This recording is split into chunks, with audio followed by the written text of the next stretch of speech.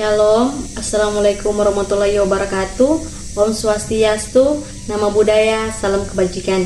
Perkenalkan, nama saya Yulistianti Septini Putri Sasia, kelas A7 Keperawatan, semester 1 Fakultas Keperawatan, dengan mata kuliah Bahasa Indonesia, dosen pengampu Jumliyati Lambayang SPD MPD.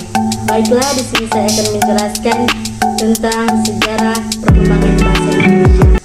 Bahasa Indonesia menjadi bahasa resmi yang digunakan selama 54 sejak ditetapkan dalam pasal 36 Undang-Undang Dasar 1945 pada tanggal 18 Agustus. Hal ini ditandai dengan pembacaan teks proklamasi oleh Insinyur Soekarno dan Muhammad Hatta. Hatta yang membuat fase awal bahasa Indonesia sebagai bahasa pemersatu menjadi bahasa resmi negara. Hal yang menarik dari sejarah perkembangan bahasa Indonesia adalah ketatabahasaannya yang memiliki ciri khas tersendiri, karena walaupun bahasa Indonesia adalah turunan dari bahasa Melayu, ia dapat beradaptasi dengan pengubahan kebahasaan sejak zaman dulu, sehingga kemiripan bahasa Melayu menjadi lebih minim. Pemuda dan berikrar: 1. Bertumpah darah yang satu, tanah Indonesia. 2. Berbangsa yang satu, bangsa Indonesia. 3. Menjunjung bahasa persatuan, bahasa Indonesia. Fungsi dan kedudukan bahasa Indonesia. Bahasa Indonesia berkedudukan sebagai bahasa nasional dan bahasa resmi negara. Bahasa Indonesia berfungsi sebagai sarana pemersatu berbagai suku bangsa dan sebagai sarana komunikasi antar daerah dan antar budaya daerah.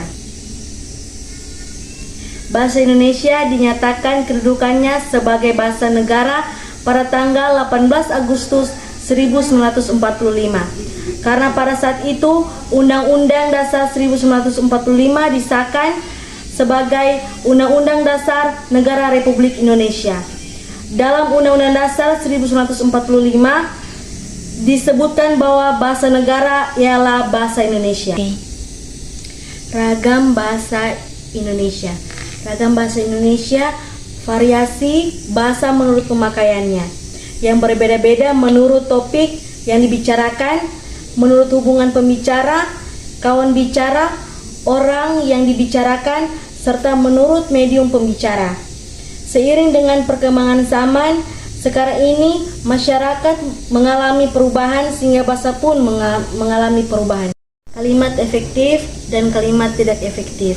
Kalimat efektif memiliki susunan kalimat yang sangat jelas dan ringkas. Maka dari itu, informasi pada kalimat efektif akan mudah dipahami sehingga pembaca sangat ingin untuk mengulangi bacaannya. Dengan contoh kalimat efektif ialah supaya naik kelas kita harus belajar dengan tekun. Kalimat tidak efektif. Kalimat tidak efektif, susunan kalimatnya sangat rancu karena tidak sesuai dengan struktur bahasa Indonesia. Dengan contoh, ayahku memperjuangkan karirnya dengan baik. Kalimat ini dikarenakan penggunaan kata karir tidak sesuai dengan ejaan yang benar. Dan untuk teman-teman yang menonton video ini, mari kita sama-sama mewujudkan mimpi bersama kami di Universitas Pembangunan Indonesia. Sekian dan terima kasih. Tuhan Yesus memberkati.